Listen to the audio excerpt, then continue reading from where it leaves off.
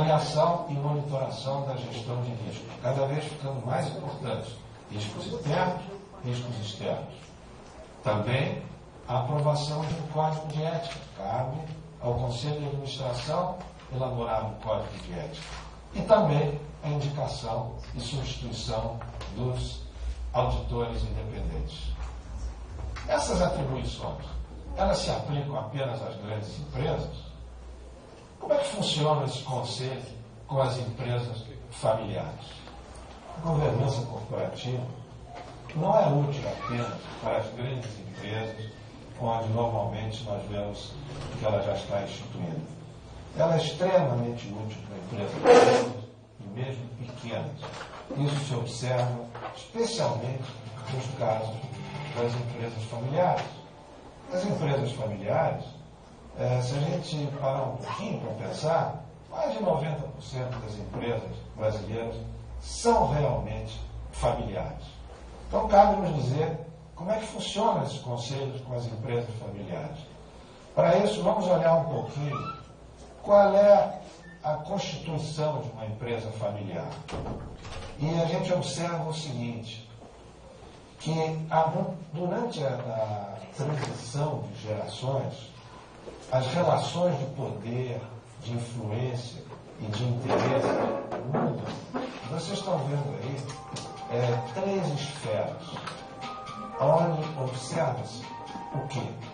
Observa-se que nessas 3 esferas podemos separar as questões estritamente da família, as questões do patrimônio e as questões da empresa. Num estágio onde o patriarca, o fundador, ou a matriarca fundadora estão vivos e estão ativos, essas três questões se misturam e não constituem um problema maior, porque o patriarca ou a matriarca resolvem esses problemas.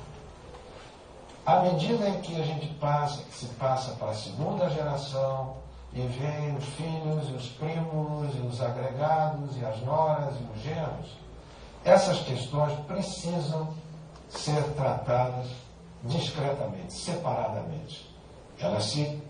Momentos elas se reúnem, mas precisam ter fóruns separados para serem discutidos.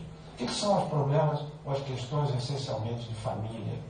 As questões essencialmente de família é a questão da sucessão e também a questão dos valores. Se não há um fórum, que a gente gosta de chamar isso de um conselho de família, que trata dos temas essencialmente de sucessão e do código de ética, dos valores dessa empresa, há uma tendência muito grande para que essa empresa familiar desapareça ao longo do tempo. As questões de patrimônio, principal característica é termos um acordo de acionista, que defina muito bem quem pode entrar na empresa, quem pode e como deve entrar na empresa, como é que se divide os lucros, coisas desse tipo. De novo, deve haver um fórum para discutir isso. E, finalmente, a empresa, aí fica os mesmos conceitos que nós já explicamos em relação às empresas não familiares, onde precisa haver a constituição de um conselho de administração. Vamos passar agora a um outro tema.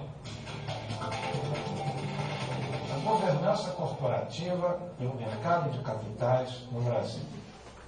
Vejam bem, no Brasil hoje nós temos 477 empresas listadas na Bovespa.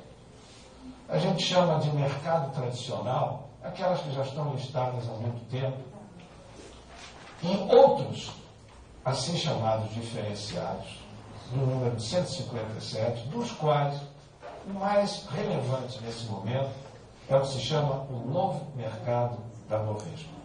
São 93 empresas que têm entrado na Bolsa e que têm regras muito diferentes daquelas empresas que entraram, que nós chamamos de mercado tradicional. E eu vou comentar com vocês as principais, mas chama a atenção, entrando no site da vocês vão ter a explicação completa de todas as regras que que constitui essa listagem moderna que é o novo mercado. Mas vamos lá. Quais são as regras básicas? Primeiro, essas empresas, para entrarem no novo mercado, elas só podem listar ações assim chamadas ordinárias. O que é isso? Cada ação é um voto. Não era assim que acontecia. Vocês já ouviram falar? Ações preferenciais. As ações preferenciais não têm direito ao voto. Segundo ponto, o que se chama prêmio de controle, ou em inglês, tag along. Deixa eu dar um exemplo. Você tem uma ação, você é minoritário, você tem uma ação que vale R$10. O controlador da empresa vende essa empresa com cada ação valendo R$15. Teve aí um lucro, né? Um prêmio de controle de 5. Nas empresas tradicionalmente listadas, quem ganha esses R$5 de diferença é apenas o controlador. No novo mercado, todos ganham, os minoritários. Por quê? Porque cada ação vale um voto. Outro conceito, transparência.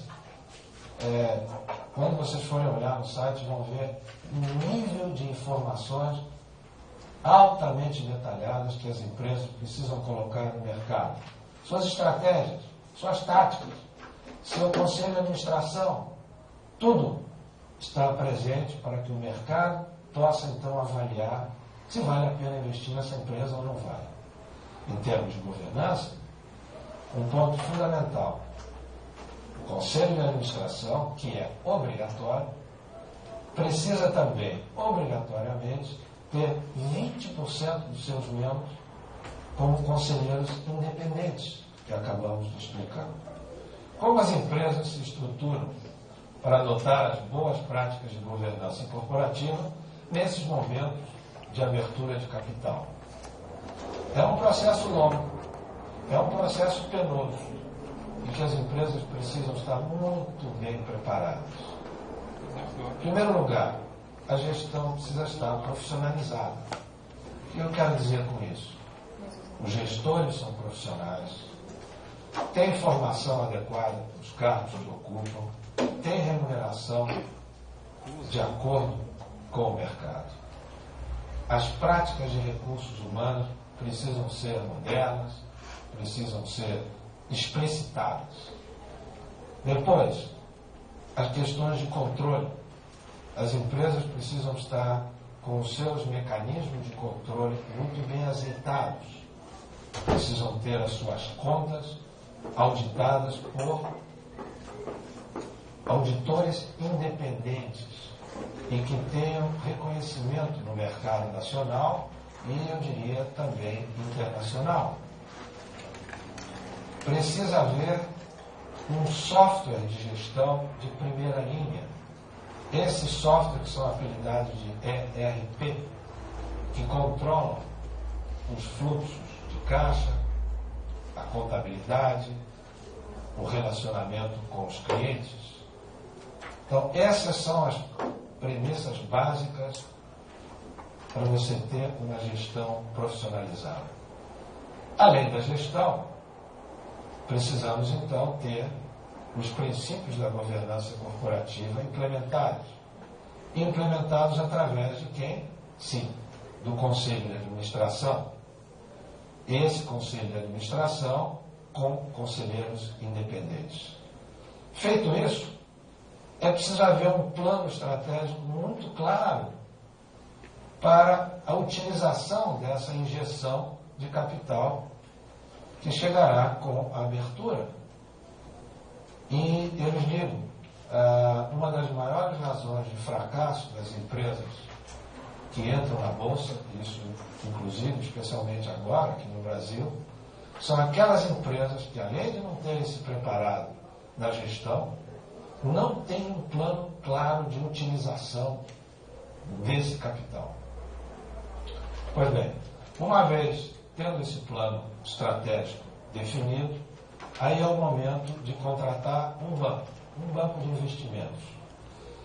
Esse banco de investimentos é que vai, então, guiar o processo de registro junto à Comissão de Valores Mobiliários do Brasil, a CVM, até o momento do lançamento, especialmente até o momento do lançamento. De novo, a escolha desse banco é a mesma coisa quando a gente escolhe um médico.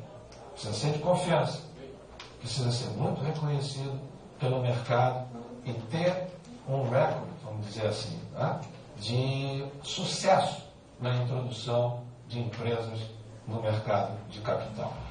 Eu vou me permitir agora comentar das experiências que eu tenho tido como conselheiro de administração, quais os comportamentos desejados para um conselheiro de administração. O primeiro deles é realmente garantir que assuntos relevantes sejam levados ao conselho. É muito comum, tenho observado, que passa-se muito tempo na reunião se falando de coisas comezinhas, de detalhes da gestão, ou de temas, por exemplo, em empresas familiares, que dizem respeito essencialmente à gestão daquela família, ou do patrimônio da família, e que não dizem respeito às questões da empresa propriamente dita. Então esse é um elemento fundamental, a relevância. O conselheiro de administração, muitas vezes, ele atua como um mediador. Como ele não tem emoção, ele está participando ali, ele é independente em relação aos membros do conselho, ele ajuda muito no processo de objetivação das questões, eliminando essas emoções que são muito presentes entre pessoas que trabalham o tempo todo.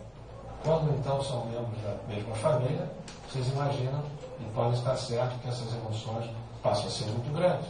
E de novo, não esqueçam, 90 e tantos % das empresas brasileiras são familiares e precisam ter seus conselhos de administração.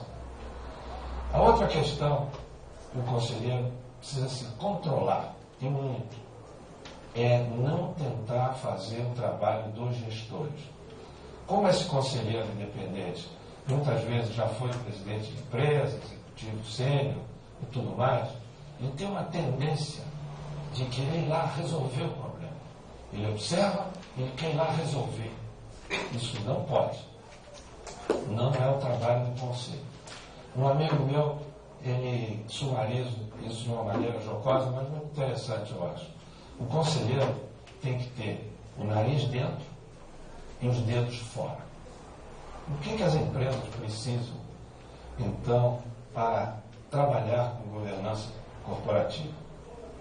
São dois conceitos básicos que precisam ser internalizados pelos controladores proprietários da empresa. Primeira coisa, eles vão ter que aceitar que a sua empresa vai ser escrutinizada. Segunda questão, precisam aceitar que as suas decisões vão ser questionadas por outras pessoas, por um conselho de administração. Se não tiver esses dois pontos realmente internalizados, não vejo nenhuma possibilidade de entrar no conceito de governança corporativa. Uma vez aceitados esses dois conceitos, eu diria a vocês que o controlador da empresa vai precisar de consultoria externa, já que são conceitos novos, para guiar a empresa nesse processo, que vai envolver o quê? Vai envolver a profissionalização da gestão, como nós já dissemos, a questão de recursos humanos, a questão dos sistemas de controle, e vai também envolver a constituição de um conselho de administração. Nós procuramos mostrar então, a todos esse novo conceito na gestão das empresas modernas, que é a governança corporativa. O que é a governança corporativa? É uma ponte entre os desígnios dos proprietários ou acionistas e os gestores. Mostramos que é muito importante haver um equilíbrio entre a força, a influência de um conselho de administração, de um lado representando os acionistas, e do outro lado os gestores com seus interesses específicos. E que quando não há esse equilíbrio, pode acontecer o desastre, como nós mostramos em 2 casos famosos. Comentamos também que tipo de conselheiro precisa haver para que a introdução da governança corporativa seja realmente efetiva. Falamos na figura do conselheiro independente, aquele que não tem nenhum vínculo com a organização, aquele que não compra nem vende com a organização, que não é parente de ninguém e que nunca trabalhou naquela organização. Essa é a figura central num conselho de administração para a correta implementação da governança corporativa. Mostramos também quais são, enfim, os principais pilares, conceitos básicos da governança corporativa. E os que saltam aos olhos imediatamente são a transparência e a equidade. Uma vez conseguida a transparência e a equidade, acredita-se que cria-se um clima de confiança que vai ajudar muito a organização nos seus desígnios de crescimento e de lucratividade. Falamos também como se deve escolher os membros desse conselho. Em suma, que deve haver uma diversidade de experiências. Experiências essas do tipo de CEOs e outros conselhos, gente que já passou por crise e que aprendeu. Falamos também do impacto que a governança corporativa passa a ter no Brasil em 2 aspectos: nas empresas familiares e quando há abertura de capital. E eu diria a vocês que são esses 2 elementos, a empresa familiar, aonde o patriarca, vamos dizendo assim, já está vendo que vai ter que se afastar da empresa, ou já começa a segunda geração a ter importância, ou uma necessidade ou uma vontade de abertura de capital. Esses 2 elementos forçam, diria assim, forçam a necessidade da introdução da governança corporativa. Para finalizar, eu diria a vocês que o mercado brasileiro está mais competitivo, ele está ficando globalizado e exige realmente a introdução desses princípios de governança corporativa. As pessoas, as empresas exigem transparência, ética nos negócios para poder fazer as suas transações. E um conselho de administração atuante e com conselheiros independentes ainda é a melhor fórmula para se conseguir esses objetivos.